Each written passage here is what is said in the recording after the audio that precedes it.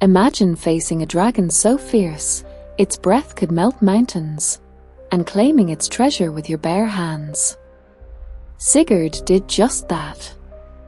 He bathed in the dragon's blood, became invincible, but every coin of Fafnir's hoard carried a curse. Love, betrayal, and vengeance followed him to the grave. Are you ready to witness the epic legend of the Dragon Slayer who defied fate itself? Before the name Sigurd was ever spoken by skald or king, the doom that would summon him was already taking shape in the dark places of the world. In a cold gorge where the river hissed through black stone, a dwarf named Valkyrie guarded a hoard of red gold. It was not ordinary treasure. Each coin seemed to hold a trapped sunbeam, and at its heart lay a ring, and Varanort, bright as a drop of frozen dawn. When the trickster god Loki wrested the treasure away, and Valkyrie spat a curse upon it, on the ring, the gold, and on any hand that dared to claim them. Let greed gnaw their hearts, the dwarf hissed, and let brother betray brother, lover betray lover, until blood buys back what was stolen. Thus the gold was poisoned, not by venom, but by want. The first to taste that poison were the sons of Hreidmar, Fafnir, Regin, and Otter. Loki slew Otter by mischance, paid Wergild with Valkyrie's hoard, and left the ring twined upon the heap like a coiled serpent. Hreidmar hugged the treasure until sleep closed his eyes. Fafnir watched his father breathe, and in the space between two breaths, chose doom. He killed Hreidmar, drove Regin from the hall, and dragged the hoard to the wasteland of Gnita-Heath. There he changed, greed hollowed him, rage armored him, and Fafnir became a dragon. By day he lay upon the gold like a living hill, by night he crawled to a poisoned pool, his breath blackening the heather, his blood souring the ground. Travelers lost their way where his shadow fell, even the wind went silent parsing his lair. Far away, beneath the whispering boughs of Yggdrasil, another thread began. In the hall of King Sigmund of the Volsungs, a son was born to Jordis, and the midwife said the child stared as if already measuring the world.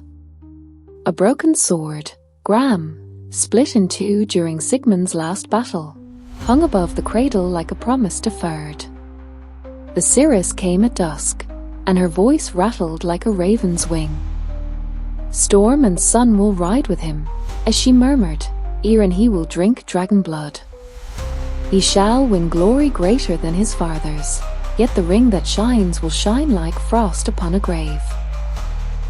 So the curse and the child grew, each ignorant of the other, like two rivers tunneling through different mountains toward the same roaring fall.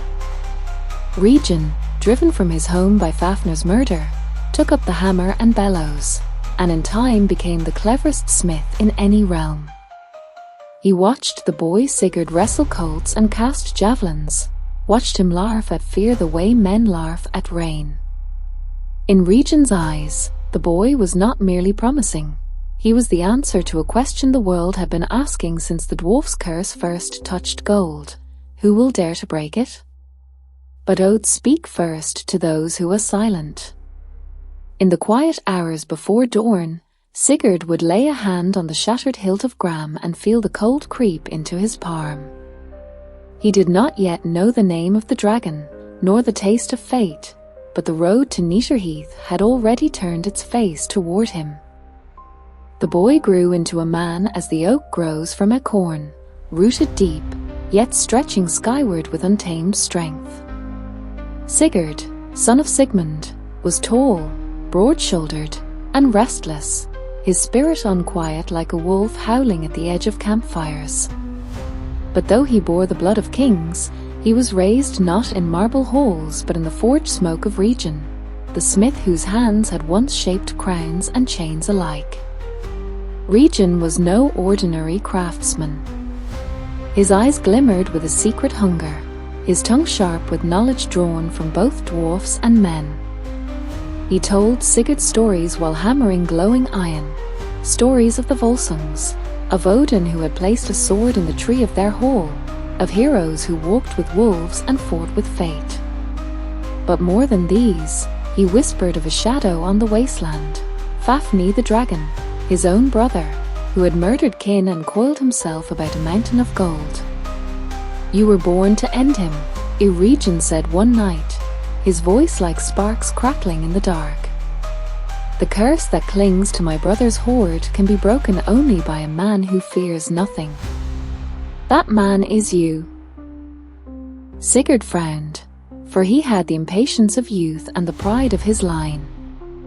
"Give me a sword worthy of the task," he said, "and I will show you if my courage falters." Regin smiled, yet there was bitterness beneath his teeth. He set to work. From the remains of Gram, the shattered blade of Sigmund, he began to forge anew. Days and nights the bellows roared, iron sang on anvil, and sparks leapt like stars around the smithy. Twice the sword broke when tested, shattering under Sigurd's strength as if it were no more than tin. Regin cursed, but Sigurd only stared with burning eyes. At last, Regin melted the fragments, quenched them in the blood of beasts, and hammered them with a fury that echoed like thunder. The steel came alive beneath his blows, singing, glowing, whispering. When he placed the finished blade in Sigurd's hand, the whole seemed to tremble. Gram was reborn. To test it, Sigurd swung once at Regin's anvil, and the block of iron split in two, sparks hissing like serpents. He lowered the blade to the river and let a strand of wool float upon the water. Gram cut it clean in two as it drifted past. Even the gods, watching unseen, nodded at the weapon's edge. But a sword alone does not make a dragon slayer. Regin's counsel turned dark. "You must also take my brother's heart, Sigurd. Roast it, taste its blood, and you will gain the wisdom of serpents. Only then will Fafnir's curse be undone." Sigurd listened, yet something within him stirred uneasily. For though his blood sang at the thought of glory, the shadow of treachery coiled faintly in Regin's words, as if the smith's hunger matched the dragon's. Still, destiny is a river that will not be dammed. With Gram at his side and fire in his chest, Sigurd began to walk the road toward Gnita-Heath, where gold, blood, and prophecy waited to entwine forever. No hero, however fearless, walks alone toward fate. And though Sigurd had in his grasp the reborn Gram, sharper than lightning's bite, even he knew that the slaying of a dragon was no simple feat, for Fafnir was no mere beast. He was once of dwarven blood, twisted by greed, swollen by magic, until his form grew monstrous, armored in scales harder than iron, and his breath searing like the forge of Muspelheim. As Sigurd prepared to set out, a wanderer came to him, an old man, cloaked in grey, with one eye that gleamed like the edge of winter.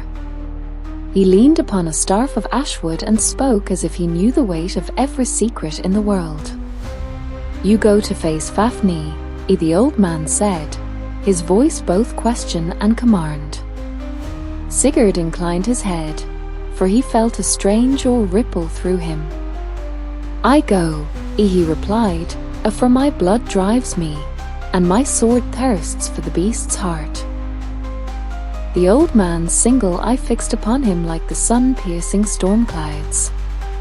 "Steel will not win this battle if swung like a fool's toy. Fafnir's hide cannot be pierced from above, for his back is harder than the mountains. Nor from the front, for his chest is a shield of stone. There is but one way, when he crawls to drink, belly dragging along the earth, the soft flesh beneath will be exposed. There you must strike. Strike true, or die." Then he placed his hand upon the boy's shoulder, and Sigurd felt power run like thunder through his veins. "Remember," the wanderer whispered, "the curse of the gold is not in the dragon, but in the greed of men. Fear not death, fear the treasure."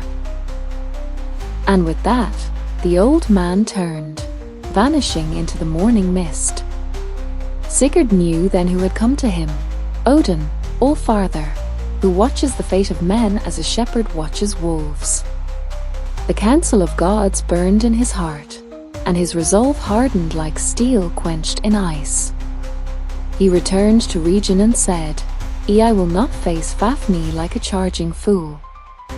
I will dig a pit upon the path where he slithers, and from beneath I will strike." Regin's smile stretched thin, his teeth glinting like blades. "So be it," he said, though in his voice there trembled something not unlike envy. "Let us go to Gnita-Heath, and may your courage prove greater than his fire." Thus, with Gram at his side, the old smith at his back, and Odin's warning echoing in his mind, Sigurd set out for the dragon's lair. The ground quaked already with the distant hiss of scales and the rumble of a creature older than kings, heavier than mountains, and hungrier than death. The journey to Gnita-Heath, the barren wasteland where Fafnir made his dwelling, was a passage into dread itself. Sigurd and Regin rode through valleys where the grass lay blackened, as if fire had licked the earth bare. Streams that once sang with silver waters now stank of sulphur, their beds lined with bones bleached white beneath the sun. Even the birds had abandoned the skies above, leaving the land silent save for the whisper of Ashkarad on the wind. Each step nearer to the dragon's domain pressed heavier upon Sigurd's heart. He had faced beasts before, but none so terrible, none whose very breath had poisoned the land for miles around.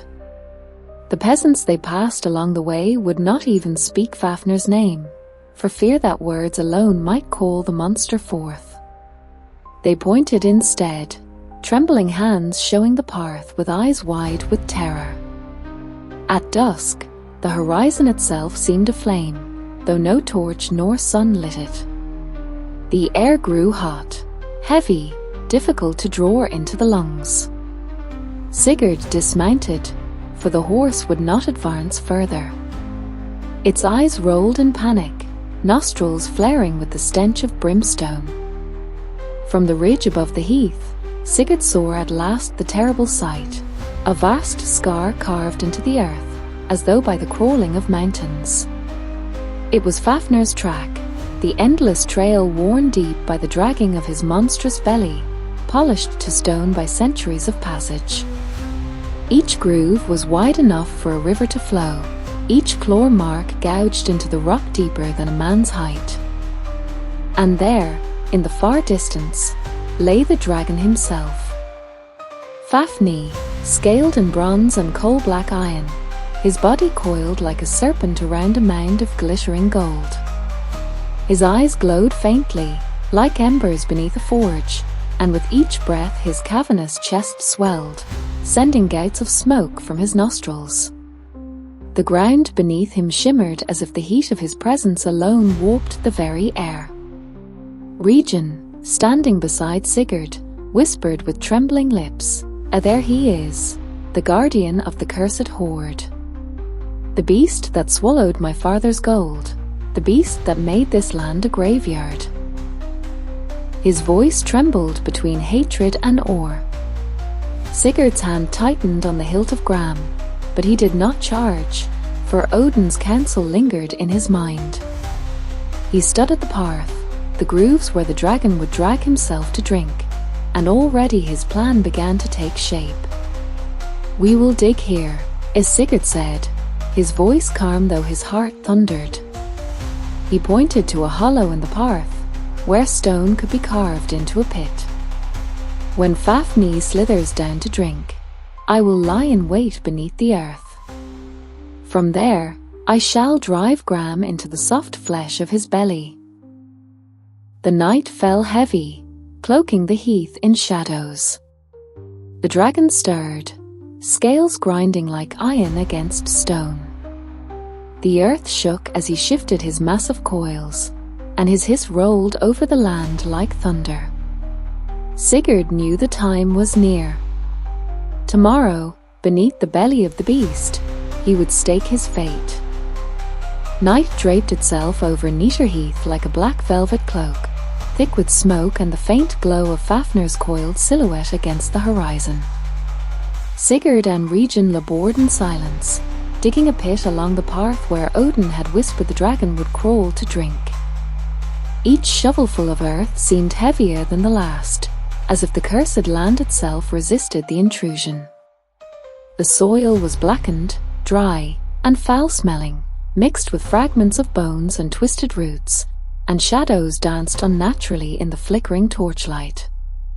Regin paused, wiping sweat and grime from his brow. "The curse clings to this place," he muttered. "Even the soil seeks to turn men into shadows." His eyes darted toward the coiled form of Fafnir, and for a brief moment, Sigurd saw fear flicker across the smith's face. Then he buried it beneath resolve. Sigurd descended into the pit, feeling the cold of the earth press against his skin. The night wind carried whispers, half-imagined voices murmuring of gold, blood, and vengeance. Somewhere, a distant owl hooted, its call lost beneath the low hiss of the dragon, like air escaping a furnace. The pit walls pressed close, offering safety yet amplifying the terror, as if the earth itself were holding its breath in anticipation. Above, Fafnir stirred. His scales rubbed together with a sound like grinding mountains. His eyes, glowing like molten metal, scanned the barren heath. The faint glimmer of his hoard reflected in the shadows of his form, every coin and gem seeming to pulse with a dark life. Sigurd gripped Gram, feeling the magic in the blade hum through his fingers, alive and eager. He remembered Odin's counsel. The strike must come from below, into the soft belly, for no mortal strength could pierce the armored back. And yet, even with wisdom and steel, the thought of facing a dragon of such magnitude made his chest tighten with the weight of destiny. Hours passed, the night stretching long and oppressive. Stars twinkled weakly, obscured by smoke and heat rising from Fafnir's body. Sigurd's breath synchronized with the dragon's, each inhale a drumbeat of suspense, each exhale a whisper of fate. Regin crouched at the edge, hammer and dagger ready, his eyes gleaming with both hope and envy. Finally, the earth trembled. The massive form of Fafnir began its crawl toward the pit, the ground quaking under the weight of centuries of greed and rage. Sigurd adjusted his grip on Gram, feeling the metal pulse in response. The dragon's shadow loomed overhead, immense, suffocating, and alive with predatory intent. The moment of destiny was at hand. The night was silent, except for the hiss of the dragon and the quickened heartbeat of the young hero beneath the earth. The ground trembled as Fafnir slithered over the pit, his massive belly scraping stone and earth, each scale reflecting the cursed gold beneath him. Sigurd's hands were steady, though his heart raced like a drum of war. The moment had come.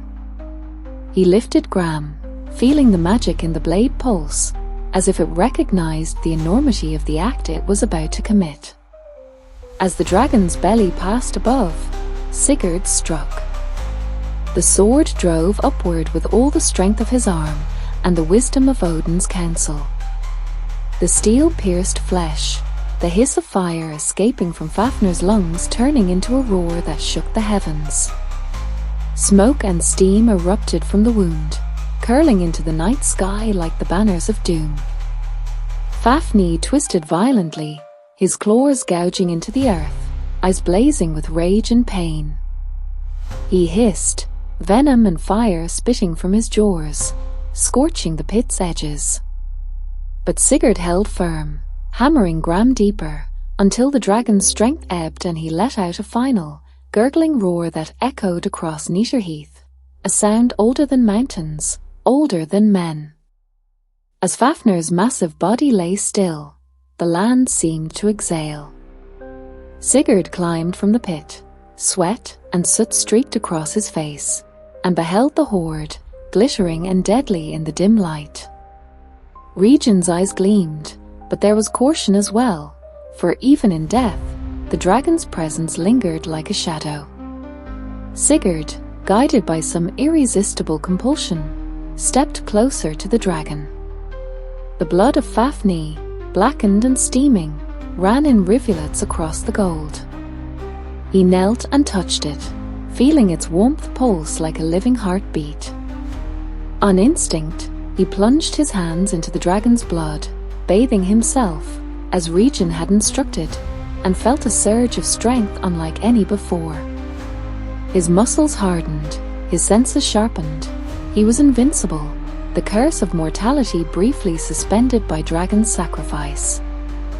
But with power comes the whisper of doom. The gold, Fafnir's curse, radiated from the Hoard like a shadow, clawing at his mind. Sigurd felt a prick at the edges of his consciousness, a warning, a reminder that victory and peril are often intertwined. Above them, the night was still, yet the stars seemed to flicker uneasily, as though the heavens themselves acknowledged that a man had dared to wrest destiny from the jaws of a godlike beast. Sigurd's eyes, fierce and bright, met Regin's, who was trembling not from fear, but from anticipation. The next move would determine whether triumph or tragedy awaited. The first taste of cursed gold had changed everything. Sigurd stood over Fafnir's lifeless form, the dragon's head resting upon a mountain of glittering gold. The coins shone as if each held a trapped sunbeam. The gems reflected his own wide-eyed ore, and the cursed ring and Varanord lay atop the Hoard, pulsing faintly with a light that seemed alive. Regin approached, hands trembling, eyes gleaming with a mix of greed and reverence. "Take what is yours," the smith said. "The treasure is yours by right. But beware, the gold is cursed. Every coin carries the shadow of betrayal, every jewel whispers of death. Drink too deep, and it will claim you, as it has claimed so many before." Sigurd's gaze swept across the Hoard, and in that instant he felt the power of the curse coil around his mind like a serpent. The blood of Fafnir still clung to him, warm and thick, and with it came a sudden clarity. He understood the voice of the curse, the hunger that had driven Fafnir to murder, the whispers that had torn apart families and kingdoms. The Hoard did not merely lie in waiting, it called. Yet desire is a strange and ancient thing. Sigurd reached out, his hands brushing against the coins, and as he did, a shiver ran down his spine. Each gold piece seemed to pulse beneath his touch. Each gem seemed to murmur his name, promising glory, immortality, and triumph beyond imagining. He stepped fully onto the treasure, letting his weight press into the mound of cursed wealth, and felt the blood of Fafnir mingle with the gold beneath him. Then, almost instinctively, he took the ring and Varanord and slid it onto his finger. A chill ran up his arm, sharp and sudden. The ring whispered promises of power, yet in its same breath carried the heavy shadow of doom. He sensed the weight of centuries of betrayal, the deaths it had caused, the lives it had ruined. The curse was not idle, it was alive, sentient, and it had marked him. Regin watched in silence. A part of him admired the courage, but another part quivered with greed. "Drink of the blood, Sigurd," he said, voice low and urgent, "ere and you will know the wisdom of dragons.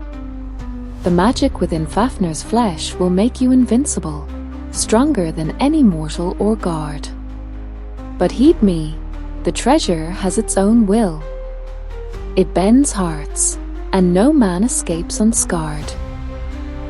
Sigurd's mind swirled with a new awareness, a sense of omnipotence coupled with lurking doom. He knelt, plunging his hands into the blackened blood once more, feeling power surge through every vein, every sinew. Strength and foresight flowed into him, but at the edges of his consciousness, the curse murmured, twisting his newfound gifts with shadowy tendrils. The night hung heavy over Gnita-Heath, the stars blinking uneasily through the haze of steam and smoke.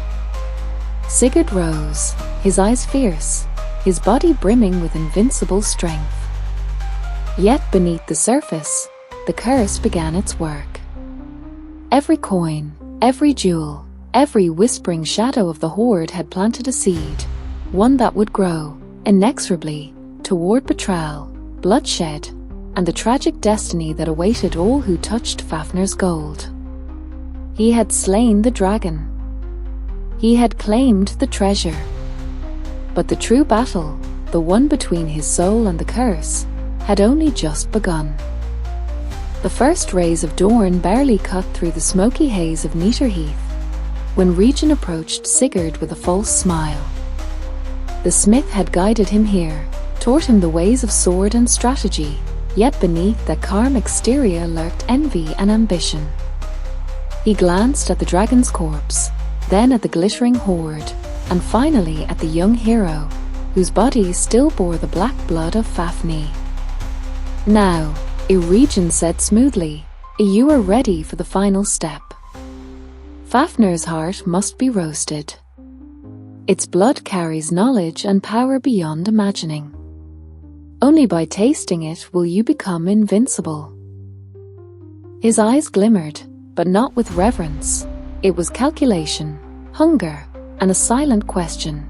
Will he follow blindly, or will the power be mine? Sigurd, his senses sharpened by the dragon's blood, felt the shadow of the curse whispering again. The treasure, the ring, even Regin's eyes, all seemed to pulse with danger. Still, the desire for knowledge and strength outweighed caution. He had come too far to hesitate. With care, Sigurd cut the heart from Fafnir's massive chest. The blood hissed as it touched the hot coals in Regin's forge, black smoke curling into the dawn. Sigurd leaned close, inhaling its potent scent. The warmth of the heart surged into him, filling him with visions of hidden secrets, forgotten truths, and the endless cunning of the dragon he had slain. But Regin's envy could not be contained. While Sigurd was distracted, he seized a hammer from the forge and moved to strike. The heart will make me king of all gold, he whispered, revealing the depth of his treachery. Sigurd, alert to the subtle movements of friend and foe alike, sensed the danger in time. With lightning reflexes, he swung Gram, cutting Regin down before the smith's blow could land. The air seemed to shiver with the power released, the clash of ambition and fate echoing across the heath. Regin fell, and with him the threat of immediate betrayal. But Sigurd's triumph was bitter. The curse of the treasure had begun its slow, unyielding work. Each coin, each gem, each whispering shadow of Fafnir's hoard weighed upon his mind, reminding him that invincibility came at a cost. The gold that promised glory had already marked him, and no sword nor cunning could remove its shadow. Standing among the ashes of dragon and treachery, Sigurd understood a painful truth. Even victory is not without peril. The blood of Fafnir had made him mighty, yet the curse of the Hoard would follow him like a shadow, shaping every choice, every step toward his destiny. The young hero, though victorious over man and beast alike, felt the first tremor of fear, the knowledge that some powers, once tasted, could never be shed.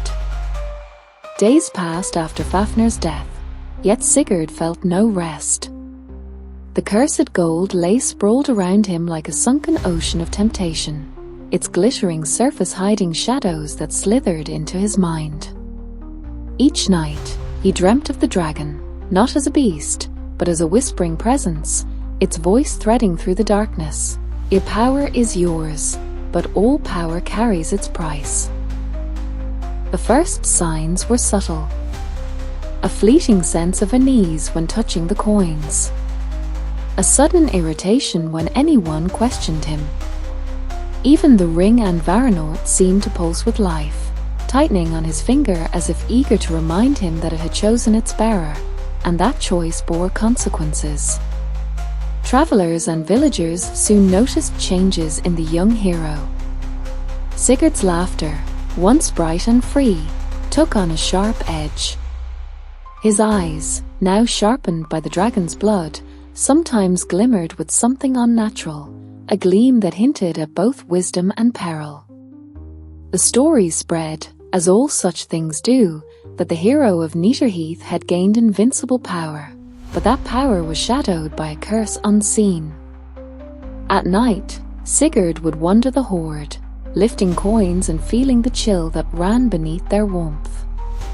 The gold seemed alive, murmuring promises of kingdoms, of battles won, of glory eternal. Yet in the whispers lay warnings, betrayal, bloodshed, and the slow erosion of the heart. Even Regin's death, sudden and violent, seemed to feed the curse. Sigurd realized that the smith's envy had not ended with his life. The Hoard's malevolence had absorbed it, twisting it into an invisible hand that tugged at Sigurd's thoughts. Each decision became heavier, each step more calculated. He was no longer merely a man. He was a man entangled with fate, dragon blood, and cursed gold. One evening, as the wind whistled across the barren heath, Sigurd felt it, the first true bite of the curse. A shadow of doubt flickered in his mind. Could he trust anyone, even himself? Could he wield the Hoard without it consuming his soul? The dragon's blood had made him invincible in body, but the gold had begun its slow, inexorable work on his spirit. The curse was awake, and it was patient. It would wait, weaving its threads through every victory, every friendship, and every choice. Sigurd now understood a terrifying truth. True power always demands a price, and some debts are too great to escape. The hero of legends had slain a dragon, claimed treasure beyond imagining, and tasted invincibility, but the shadow of Fafnir's curse had already taken root, quietly shaping the destiny that would follow him to the very edge of life and death. With Fafnir's corpse behind him and the cursed Hoard at his feet, Sigurd mounted his horse and began the journey beyond Gnita-Heath. The landscape shifted from the blackened wasteland into forests of towering pines and misty valleys, yet the shadow of the curse travelled with him, invisible but insistent, pressing at the edges of his mind. Every village he passed seemed to sense his power. People whispered of the young hero who had killed a dragon, his body bathed in black blood, his eyes gleaming unnaturally bright. Farmers crossed themselves, and children hid behind doors, sensing that he carried not only the strength of a dragon but also a burden far heavier than gold. Sigurd noticed these reactions, but they stirred neither fear nor pride, only a quiet awareness that destiny was a living, breathing weight he could neither discard nor escape. The ring and Varanort pulsed constantly on his finger, a subtle reminder that the curse of the treasure had not loosened its grip. At times, he heard faint whispers, unintelligible at first, like the soft sibilance of the wind. Gradually, the voices sharpened. Claim. Betray. Take. Lose. The gold's will was entwined with the world around him, urging him toward triumph, warning him of threats, and planting seeds of doubt in those closest to him.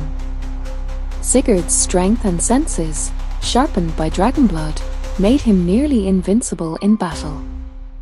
He rode through ambushes, defeated rival warriors, and navigated treacherous passes that would have slain a lesser man. Yet with every victory, he felt the subtle tightening of the curse, a shadow at the edge of his courage, a whisper of mistrust against friend and foe alike. One evening, resting beside a quiet stream, Sigurd pondered the path ahead. The Hoard's influence gnawed at him. What was power without wisdom to wield it? What glory came if the gold twisted loyalty, love, and honor into instruments of fate? Even the dragon's blood, once a source of unmatched strength, now felt like a tether, binding him to the curse's inexorable logic. He knew that the greatest battles lay not ahead with steel or fire, but within himself, against the greed, pride, and shadows that Fafnir's Hoard had sown.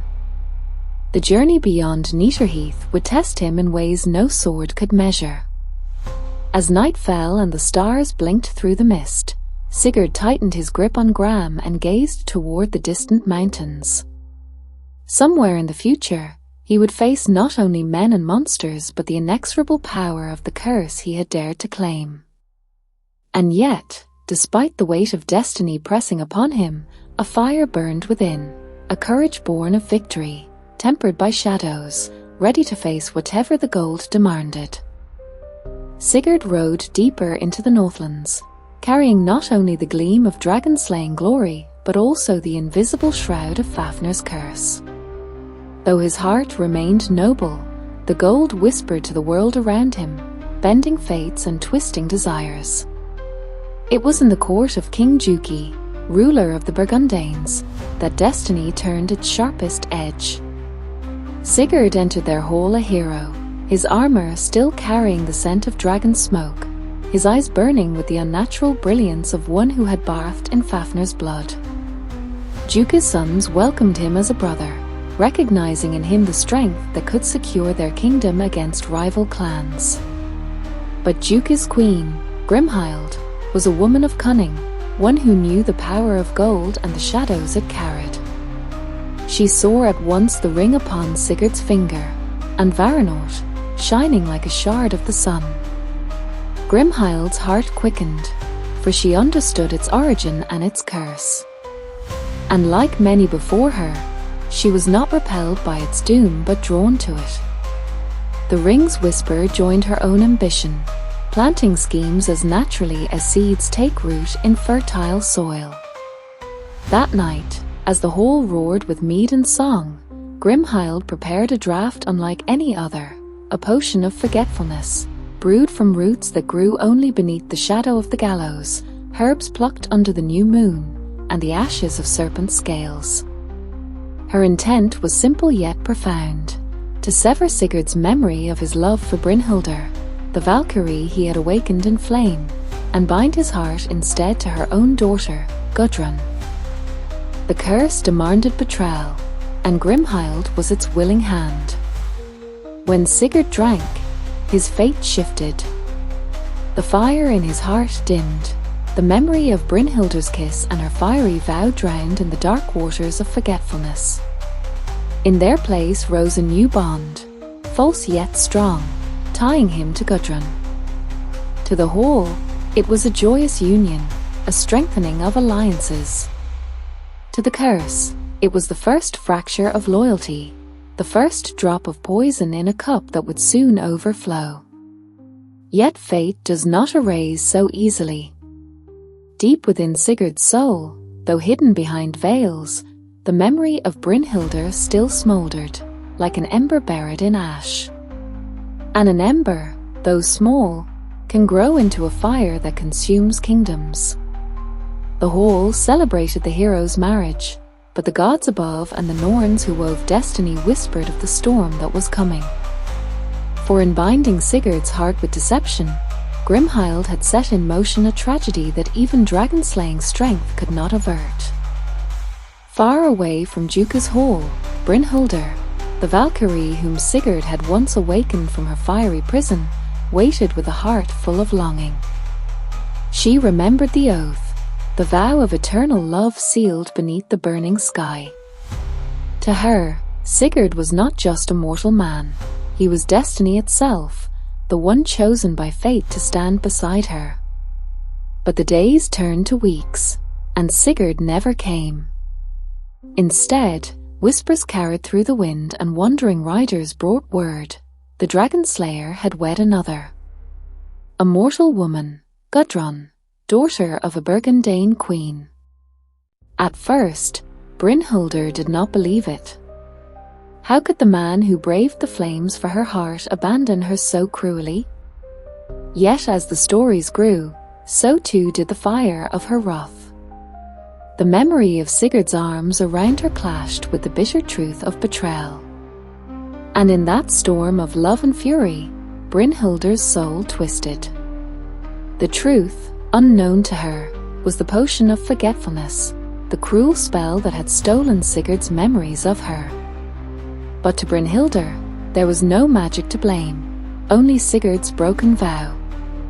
And betrayal, in her eyes, demanded vengeance. So when Duke's sons, Gunnar and Hogni, sought to woo her for their own schemes, she saw in them both insult and opportunity. Gunnar, desiring her unmatched beauty and her power as a Valkyrie, rode to claim her hand. Yet Brynhildr was no ordinary bride. She dwelt behind walls of fire conjured by Odin himself, flames that would consume any man unworthy. Only Sigurd had ever passed through them. But cunning Grimhild and her sons devised a plan. With sorcery and deception, Sigurd was compelled once more to don Gunnar's shape through magic. Hidden behind this false guise, he rode again into Brynhildr's flame ring, breaking the fire as only he could. Believing it was Gunnar who had braved the flames, Brynhildr relented, and her hand was bound to him. The betrayal was doubled, her heart stolen not only by Sigurd's forgotten oath, but now by a cruel trick that bound her to another. In the halls of the Burgundians, Brynhildr and Gudrun soon crossed paths. And as women do, they spoke of their husbands, their pride, their loves. It was in one bitter quarrel that truth burst forth. Gudrun, stung by Brynhildr's scorn, revealed the deception. "You think Gunnar rode the flames," Gudrun spat. "But it was not he, it was Sigurd, your Sigurd, who passed the fire once more. And yet it is I whom he calls wife." The words struck like lightning. Brynhildr's pride shattered, her love twisted into venom. She realized she had been tricked, betrayed not once but twice. To her, Sigurd was guilty of betrayal beyond forgiveness, even if sorcery had played its part. Her wrath, now unshackled, became the doom of them all. For a Valkyrie's love, once broken, transforms into a fury that no man, no hero, not even a dragon slayer, can escape. Brynhildr's heart was no longer aflame with love, but with a darkness sharper than steel. In her soul, the vow of eternal devotion had been twisted into an oath of vengeance. She walked the halls of Duke's kingdom like a storm contained within mortal form, eyes flashing with fury, voice dripping with scorn. None could ease her torment. Not Gudrun, who tried to gloat in her triumph, nor Gunnar, who thought his marriage would tame her fire. Brynhildr was a Valkyrie, born of the storm winds, chosen by Odin himself to decide the fates of warriors. To trick such a being was not merely betrayal, it was blasphemy against the very weave of fate. Night after night, she brooded. The whispers of her rage spread through the court like smoke. Servants dared not meet her gaze, warriors muttered that she was cursed. And in the shadowed corners, she began to weave her plot. She turned to Gunnar and Hogni, her voice sweet but poisoned with venom. "Your brother-in-law, Sigurd, shames you," as she said, her words sharpened with contempt. "Was it not he who stole the feat you could not achieve? Was it not he who made a fool of you before the flames of Odin's fire? And now he sits at your table, richer and greater in fame than any of you." The seeds of envy had long been buried in the hearts of the Burgundian princes, and Brynhildr watered them with venom. Gunnar and Hogni exchanged uneasy glances, for it was true, Sigurd's glory outshone them all. Though they were kings by birth, it was the Dragon Slayer whom the people whispered of in awe. Brynhildr pressed on, relentless. Do you think he will remain loyal forever? Heroes hunger for thrones. Sigurd will not be content with gold or your sister's love. He will take your crown, your kingdom, and all you hold dear. Unless, ere and here her eyes burned with deadly promise, you strike first. The trap was closing. Brynhildr, consumed by wrath, cared little that Sigurd's heart had been stolen by sorcery, that he himself had been a pawn. To her, truth no longer mattered. Only blood could restore her honor. Yet in her chamber at night, when the torches burned low, she wept. Not for Gunnar, not for vengeance, but for the memory of the man who had once awakened her with a kiss in the firelit dawn. For even in her hatred, she still loved him. And it was that impossible contradiction, love entangled with rage, that made her thirst for his death all the more savage. The Burgundian court was now a cauldron of suspicion, envy, and whispered schemes. And at its centre stood Sigurd, oblivious to the noose tightening around his neck. The court of the Burgundians grew colder with each passing day, though the feasts were loud and the mead ever flowing. Behind the laughter and clamour of drinking horns, whispers wound their way like serpents through the hall.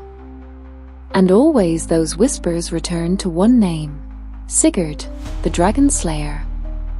Gunnar and Hogni, once bound to him in brotherhood, now sat restless at the high table, their faces dark with envy. They remembered the roaring wall of fire, how Gunnar's courage had failed, and how Sigurd, in disguise, had seized the triumph meant for a king. That shame burned hotter in their hearts than any flame. Brynhildr's words festered within them. She wove her poison with skill, never shouting, never demanding, only murmuring truths twisted just enough to wound. Do you not see how your people look at him? Do you not hear how his name travels farther than your own? The dragon's treasure lies in his hands, not yours. Soon he will command more than gold. He will command your thrones.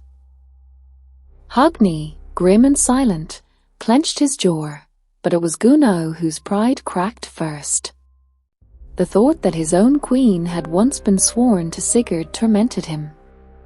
Each time Brynhildr's eyes burned with scorn, each time the warriors compared his deeds to those of the Dragon Slayer, Gunnar's heart filled with rage. At last, under the veil of night, Brynhildr pressed the final dagger of persuasion. Her voice was soft, yet carried the weight of a curse. If you are men, if you are kings, prove it. End him. For as long as Sigurd draws breath, your honor is ash. Only his death will wash away this shame. The brothers exchanged grim looks, their silence darker than any oath. Gunnar nodded, and Hogni's eyes hardened to stone. But none of them had the courage to strike Sigurd face to face. For he was too mighty, his sword too swift, his fame too bright. So they turned to treachery. A plan was whispered, vile and dishonorable, to take Sigurd's life while he slept, when neither his swordgram nor his dragon slayer's strength could defend him. That night, while the moon swam pale above the Rhine, Sigurd lay in slumber beside Gudrun, dreaming of past battles and distant fields.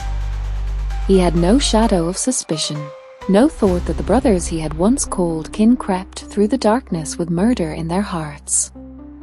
Thus the fate of the greatest hero of the North drew near, not by the claws of a dragon, nor the will of Odin, but by the hands of envious men and the burning fury of a betrayed Valkyrie. The night was heavy, cloaked in silence, broken only by the whisper of the river outside the hall. Within, torches burned low, their smoke curling into the rafters like shadows of doom. Sigurd slept soundly beside Gudrun, his wife, his chest rising and falling in the rhythm of peace. The Dragon Slayer, the greatest of heroes, dreamt of golden fields, not knowing death was already at his door. From the shadows crept Gunnar's youngest brother, Guttorm, chosen because he alone had no blood oath sworn to Sigurd. His hands trembled, for though his heart was weak, the poison of Brynhildr's words and his brother's demands drove him on. In one hand he clutched a short, wicked blade, in the other a torch whose flame shook like his breath.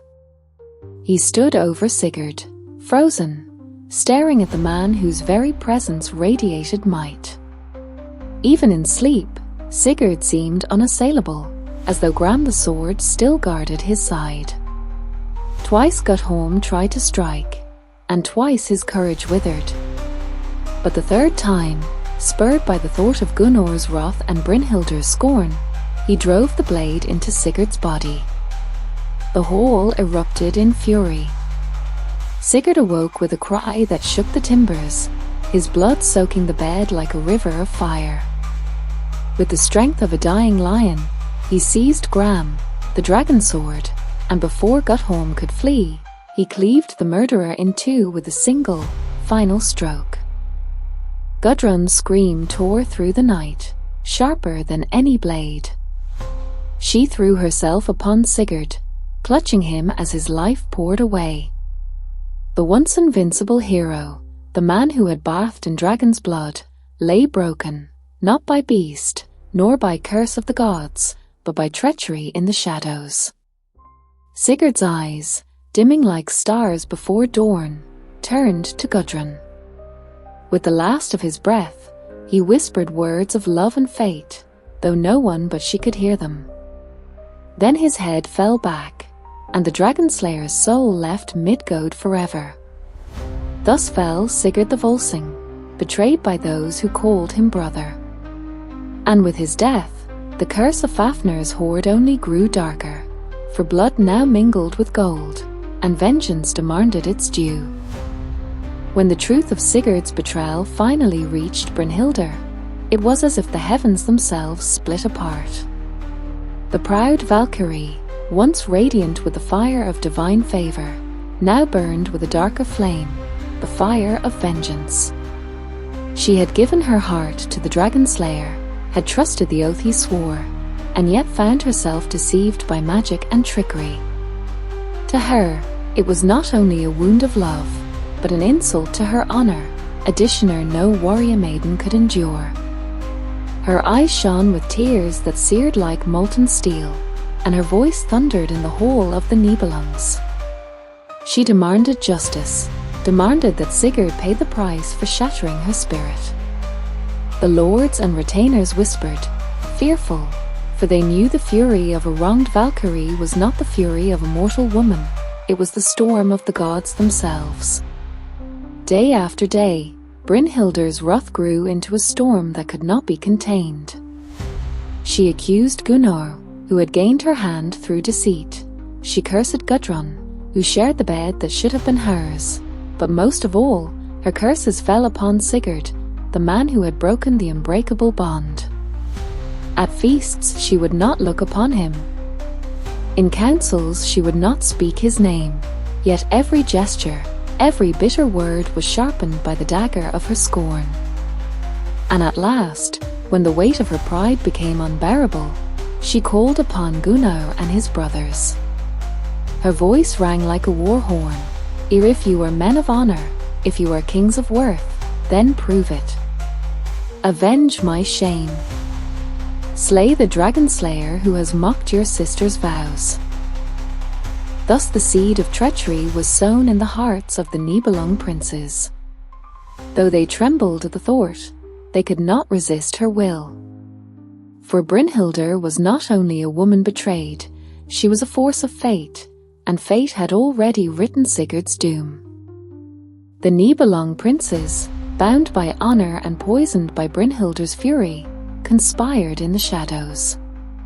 They feared Sigurd's might, for he was a warrior touched by destiny, armored in the blood of Fafnir and sharpened by the wisdom of Regin. To strike him openly was impossible. Thus they plotted deceit, just as deceit had ensnared Brynhildr herself. One morning, as the sun's first light stretched across the meadows, Sigurd rode out on the hunt, his heart light and untroubled. He had no thought of betrayal, no fear of treachery from those he called kin. But fate, that ancient weaver, had already drawn the thread to its bitter end. Hogni, the silent brother, whispered the plan. Guttorm, youngest and least bound by oaths, was chosen to wield the blade, for Gunnar and Hogni dared not soil their hands with direct murder. Into his veins they poured poison and madness, so that he might strike without pity, like a beast driven by frenzy.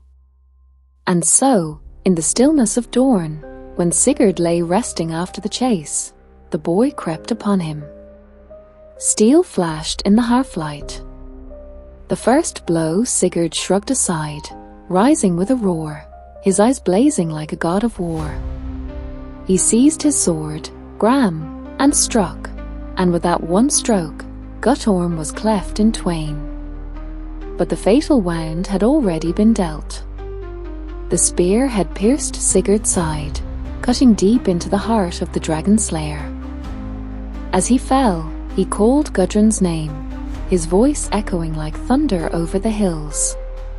Blood poured from him, crimson as the sunset over battlefields, and with his last strength he cursed the treachery of Gunnar and Hogni. Then, like a great oak struck by lightning, Sigurd collapsed, and the world seemed to shudder at the death of its mightiest hero.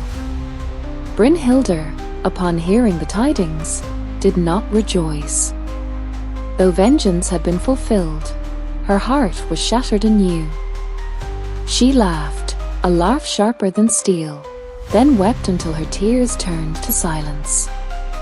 For she knew that with Sigurd's fall, her own fate was sealed, and she would not linger in a world without him. When the news of Sigurd's death reached Brynhildr, she did not waver, nor did she hide her grief. Her fury had brought him down, but the victory was hollow, a sword thrust into her own soul. She wandered the hall like a shadow, her eyes wild, her face pale as moonlight over a battlefield. Those who dared approach her recoiled, for they saw death burning in her gaze. She summoned Gunnar and Hogni. Her voice was sharp, yet heavy with scorn. "You have slain the noblest man to walk Midgard," as she said. "Not by valor, but by treachery. You thought to bind my heart in vengeance, but know this, I go where Sigurd has gone. I will not be chained to your cowardice." That night, she ordered a great pyre to be raised, one fit for a king and a queen of warriors. Sigurd's body was laid upon it, his sword Gram at his side, his shield resting on his chest. Around him were placed treasures of gold, the remnants of Fafnir's hoard, and the shattered fragments of the hero's dreams. Brynhildr stood before the flames, her white garments flowing like the robes of a goddess. She spoke once more to those gathered, "He was the light of the world, and you have extinguished him. I go now to join him, for no earth is wide enough to keep us apart." Then, with calm as steady as a falling star, she took a blade and drove it into her breast. Blood blossomed across her gown like a crimson flower, but she did not falter. She walked to the pyre, climbed upon it, and lay beside Sigurd. The fire was lit. The flames roared skyward, devouring wood, treasure, and flesh alike. Sparks drifted into the night as though the heavens themselves wept. And in that blaze, the two were united once more. Sigurd, the slayer of Fafnir, and Brynhildr, the Valkyrie who had loved him beyond reason. Their ashes rose with the smoke, carried by the wind into legend, into the songs of skalds, into the hearts of those who would forever speak their names. For though fate had cursed them, love had bound them beyond death. Though Sigurd and Brynhildr burned upon the pyre, the curse of the gold did not perish in the flames. The Hoard of Fafnir, heavy with blood and betrayal, still lingered in the halls of the Nibelungs. Gold that had brought ruin to a dragon, to a hero, and to a Valkyrie, now lay glittering in the hands of Gunnar and Hogni. But the treasure was no blessing.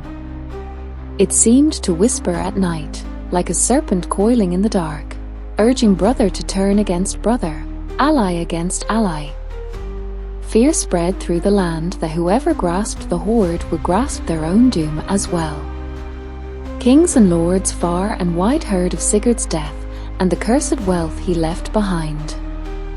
Messengers rode under moon and sun, carrying tidings of greed and death. Soon, plots began to form in hidden chambers, and swords were sharpened for battles yet to come.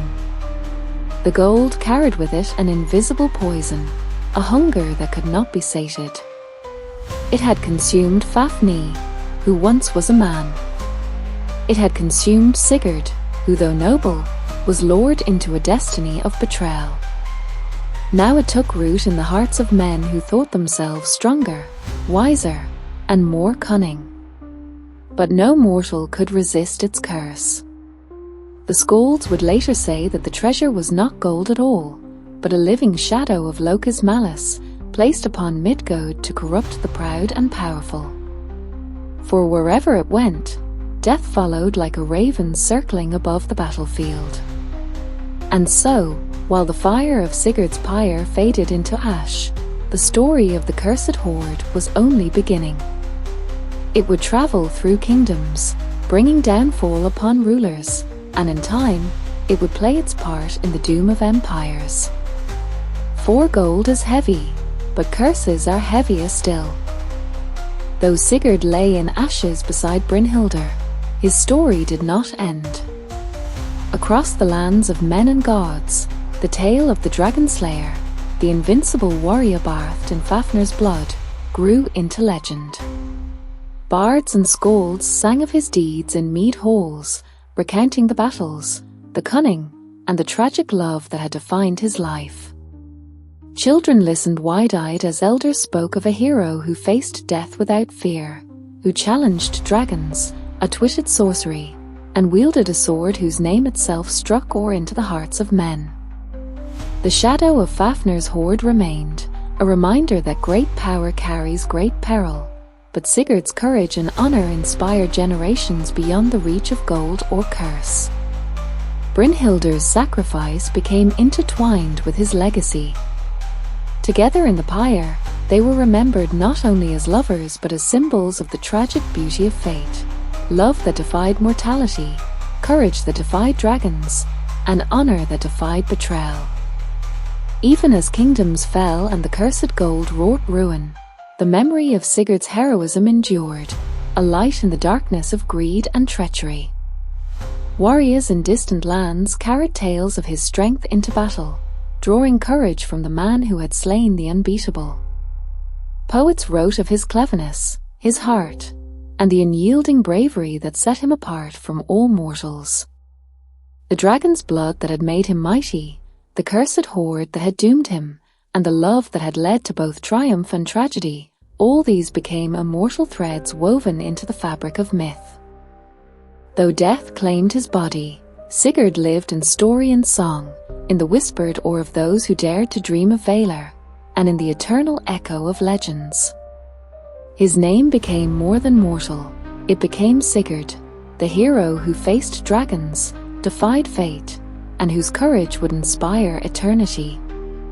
The gold remained cursed, the Valkyries' wrath unforgotten, but the hero's spirit endured. For legends are never truly dead, they live in every heart that hears them, every sword lifted in battle, and every tale told beneath the stars.